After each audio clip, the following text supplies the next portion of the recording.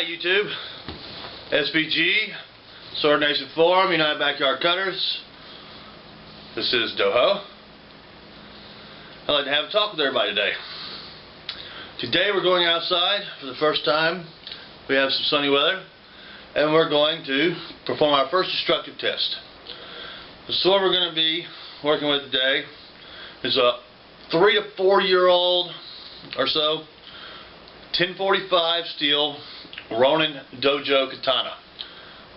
These are not available anymore because the line's been improved, but they were available for somewhere around $150.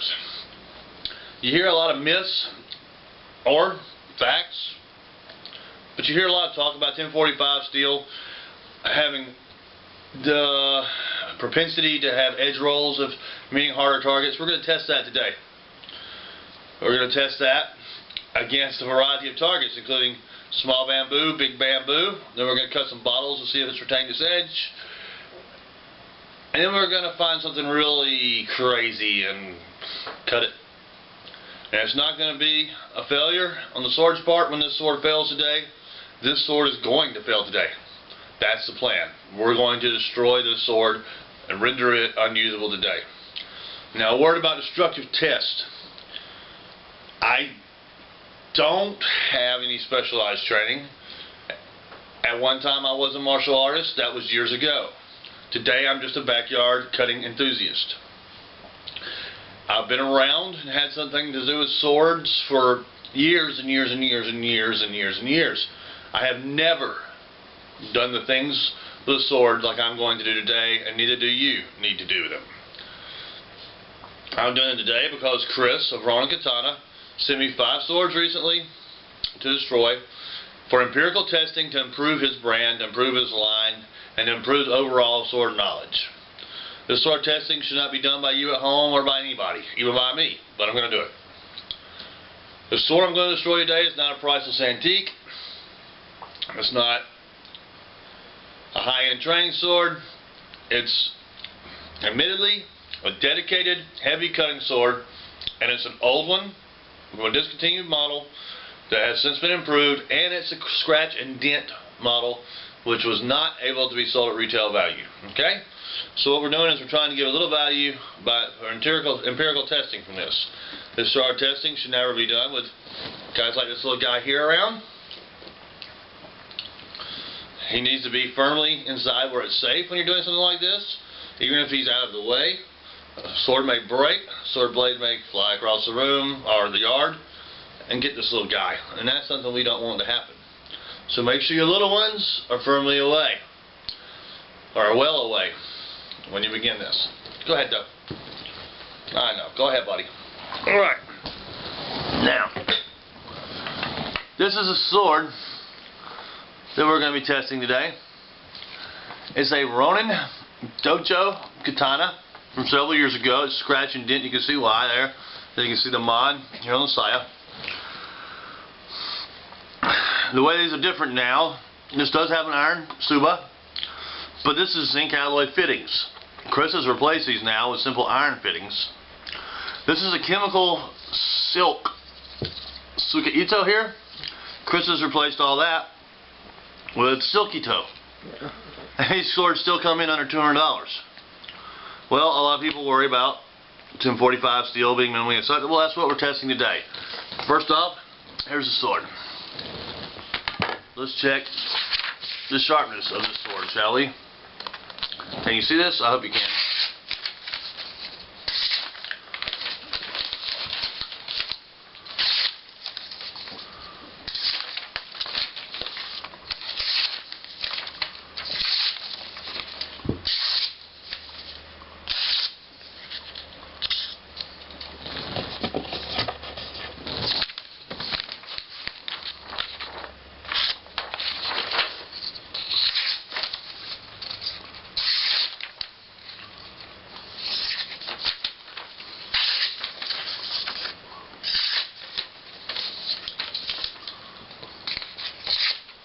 There we go.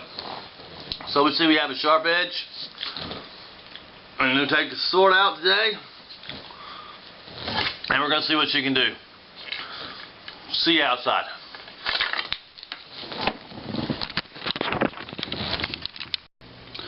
If you look there, you'll see a photograph of my son cutting the rare snowman here in Georgia in half with his own Ronin Dojo Pro Katana. Now my son is a second-degree black belt in American Kempo with various weapons training, so I don't necessarily recommend allowing children to have swords. Okay everybody, here we are outside. Here's our sword. Same sword we saw inside.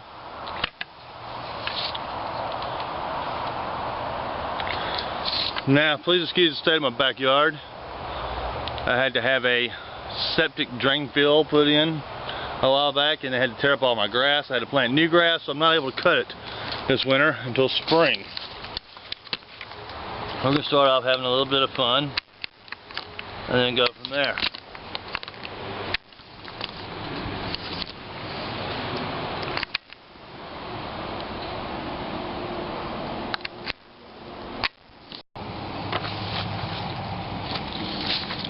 You'll notice I am wearing a heavy sweatshirt. It's kind of warm out here. Just a little extra protection. So I'm about to do some stupid stuff.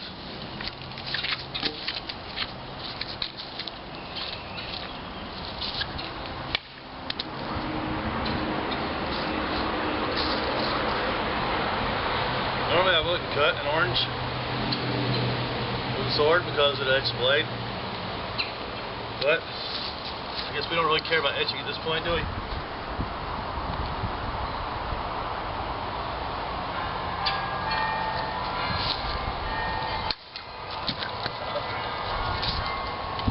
Missed.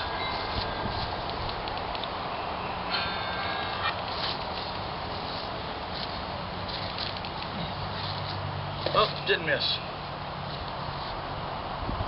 Got them both.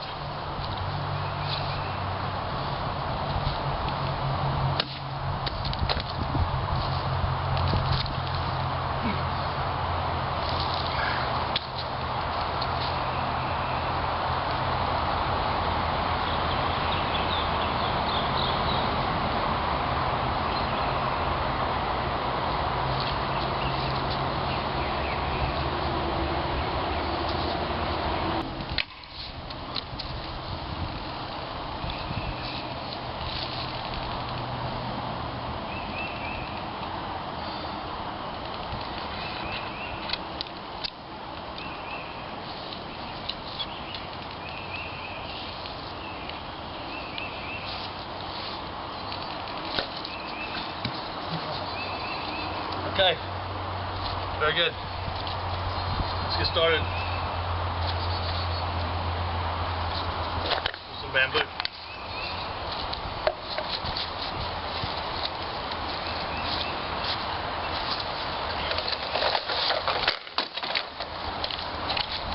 Okay, so remember this is winter. This bamboo is hard.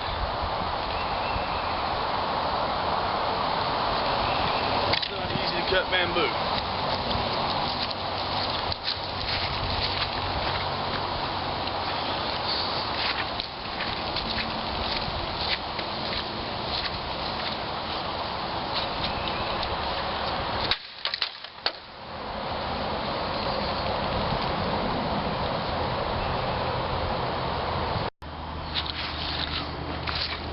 Okay, we're back.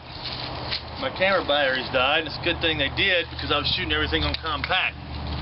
So the first video is going to look horrible. But I've missed a lot of my bamboo cutting I did already. But as you can see, the edge still looks great. Luckily I still have some more bamboo, so let's get it cut.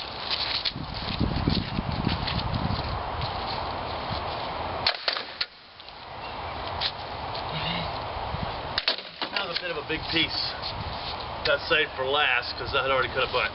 So let's do something more like we should do.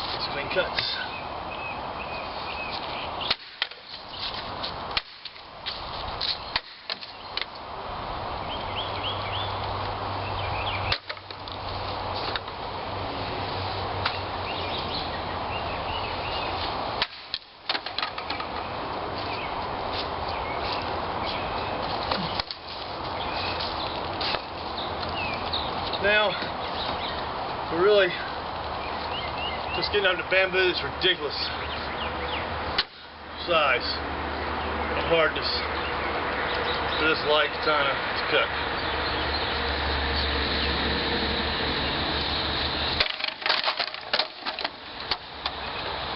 No problems.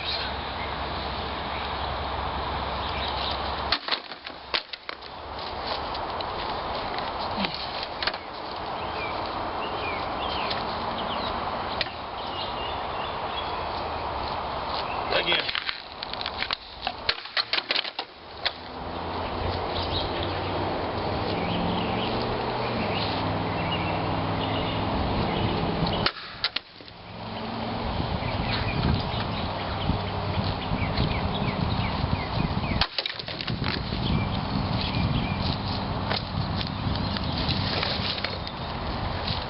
And for the coup de grace, I promise you, a piece of bamboo as big around as my arm.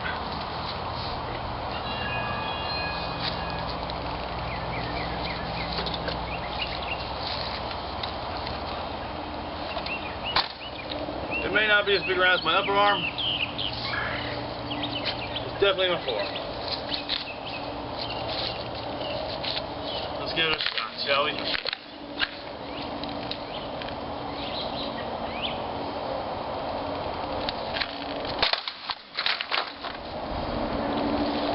Okay, so we didn't quite make it through that. Didn't really expect to.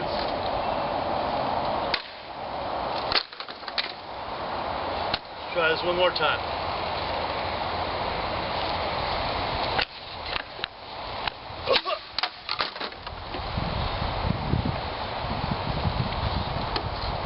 And there we go. Look at that, would you?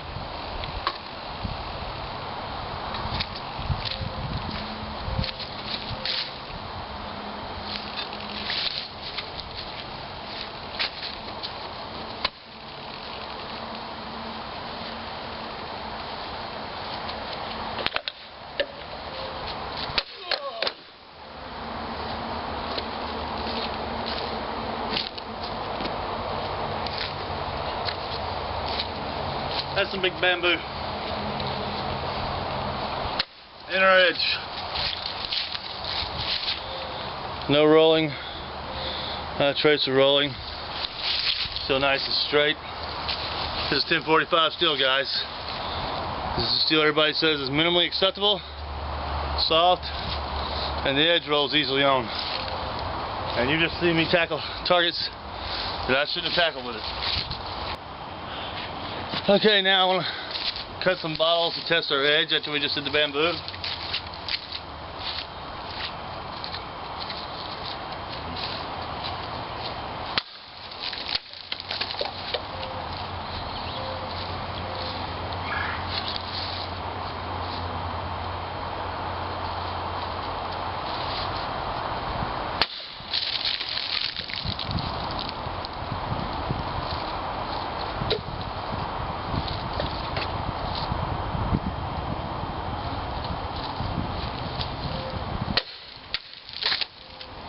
Well, our edge still looks good.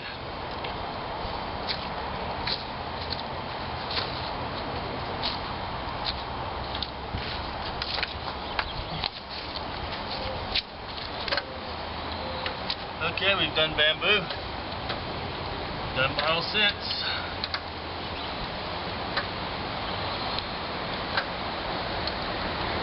What do we do now?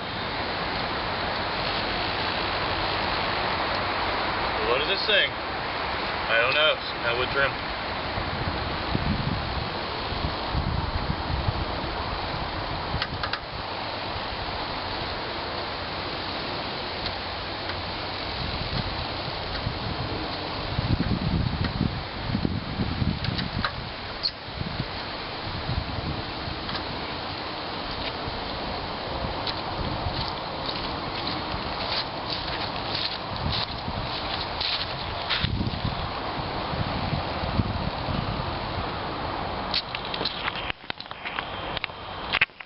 Let's just see what we're doing here. Putting it in a thing there. Okay.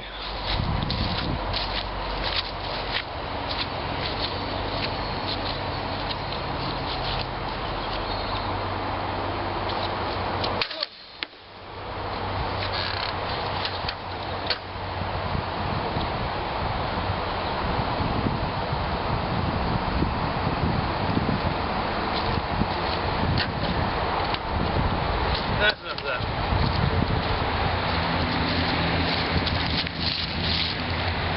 Edge still looking good.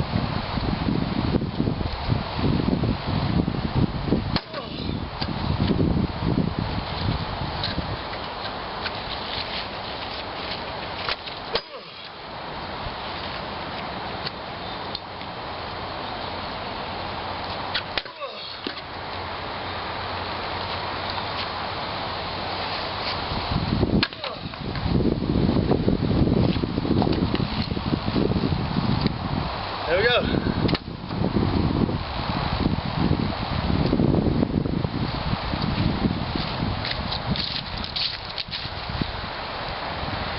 We might have a little bend now.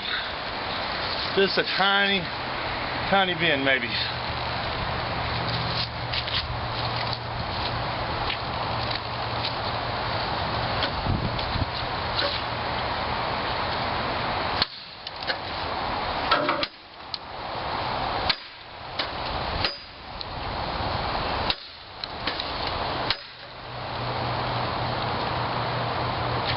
We've lost our Kashira.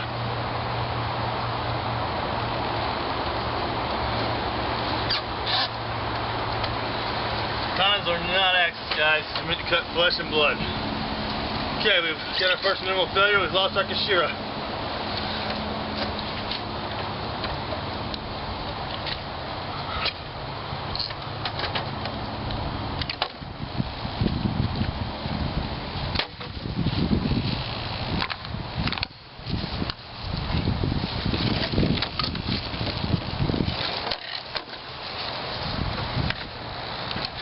Glad we lost Kashira because it gives us a chance to show why alternating Ito is so important.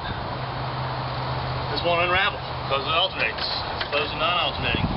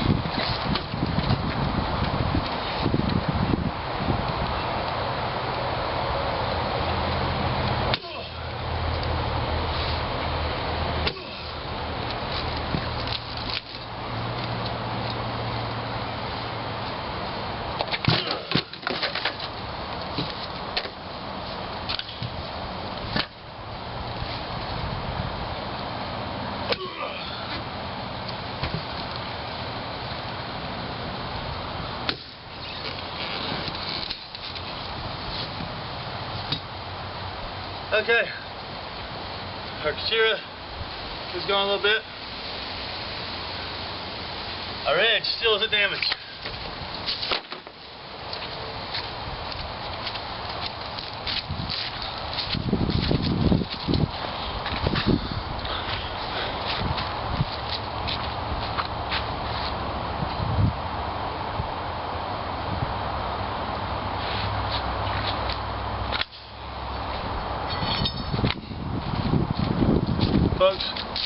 This is a broken 1070 differentially hardened sword blade from an Oni Forge Ryu Katana. That broke a couple years ago.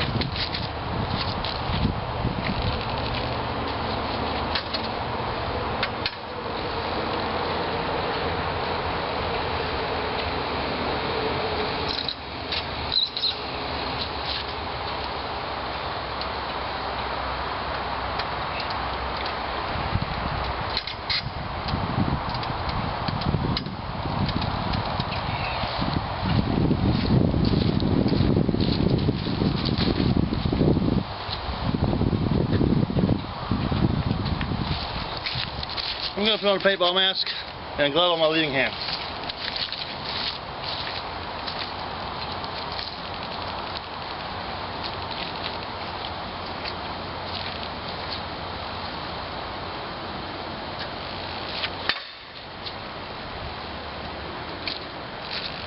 Okay, this is what happens when a very hard 60-aught well high carbon steel meets 1045 steel. We have our first edge damage.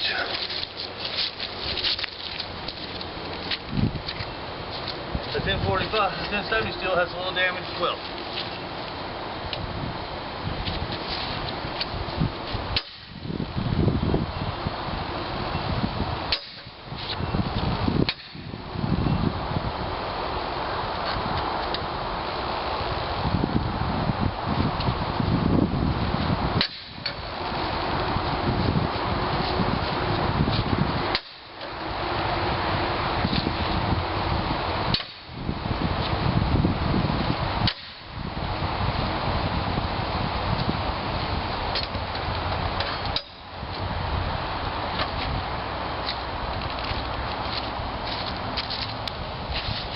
Okay, here we are.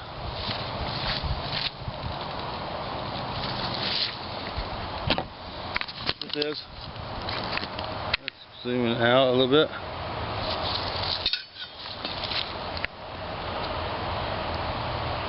Our 1045 steel.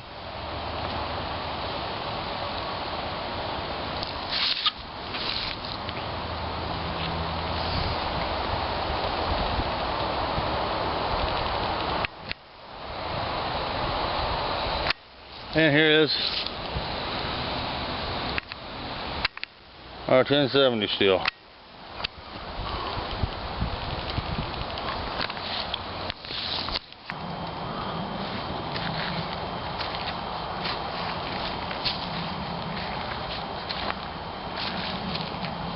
Okay. Again, have on my mask. I'm putting glove on my leading hand.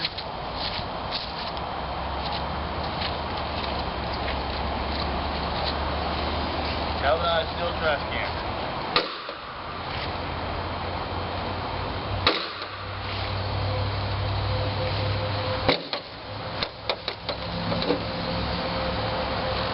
Get this up a little bit.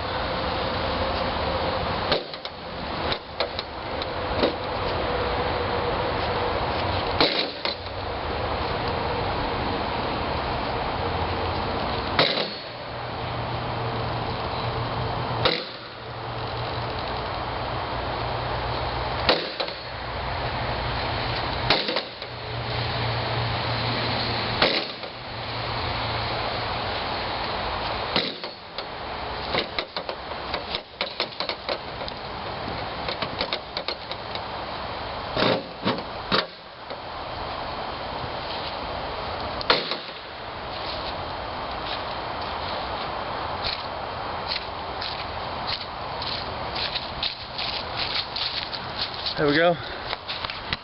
There.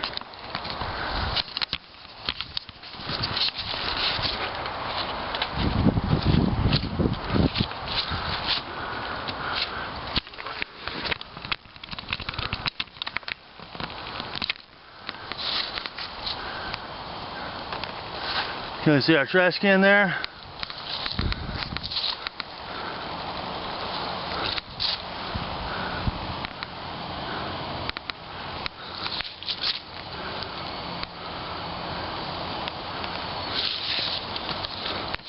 Look at the dents Well, that came in, that sword went across there. And stab holes. That's absolutely amazing.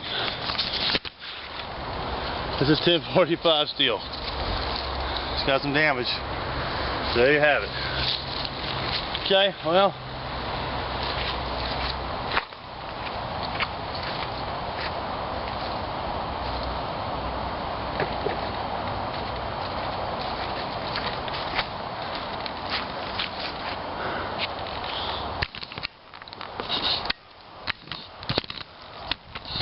We put this katana to abuses we shouldn't put any katana to.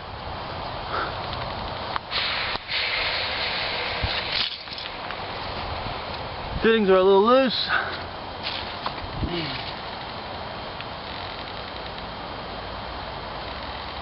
And we messed up the edge considerably. That's about it.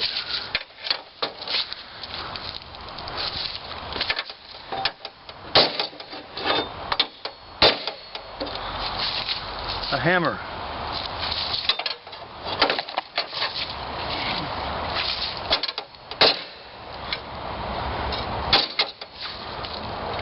Hammer.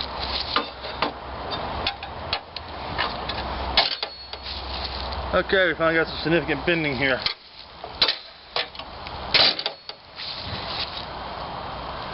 And you know what? I'm going to stop here. After a couple of whacks to the suka. Everybody's always worried about cracked suka failing. What does it take to get one to fail? Well, obviously, the 5-pound engineer's isn't quite equal to the task.